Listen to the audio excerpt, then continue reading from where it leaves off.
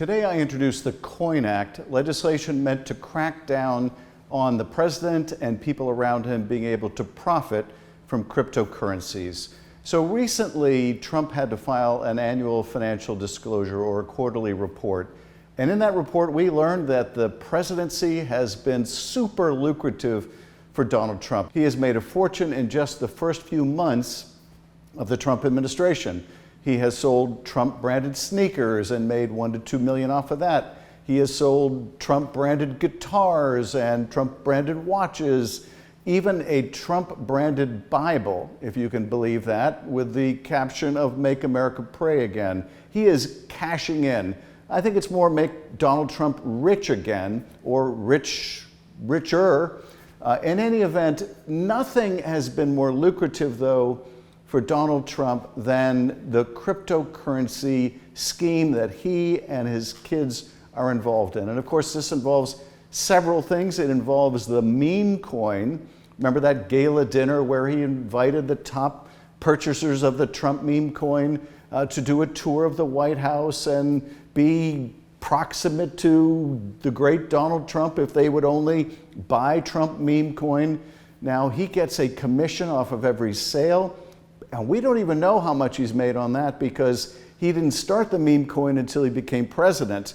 But he started a stable coin business with his sons just before becoming president. And we do know how much he's made just in this first quarter from his World Liberty stable coin. And he's made $57 million. That's just for Donald Trump. $57 million he profited off of that one particular scheme.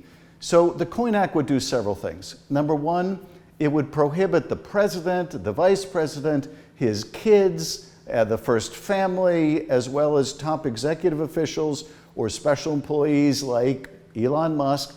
It would prohibit them from issuing a digital currency, from endorsing or sponsoring one. So it's a strict prohibition. It would also require that in terms of ownership of assets in cryptocurrency, that they would have to disclose it as you would disclose any other financial asset. The bill also requires that you would have to apply the criminal conflict of interest provisions to cryptocurrencies so that if you were a large possessor of cryptocurrency and you were getting involved in an issue as the president or someone around him and making a decision that would influence your own personal wealth through that cryptocurrency, you would have to recuse yourself. And it requires other disclosures. It requires also periodic reports from ethics offices about other regulations that are necessary to protect the public interest against the president or vice president or family members who are profiting in this way.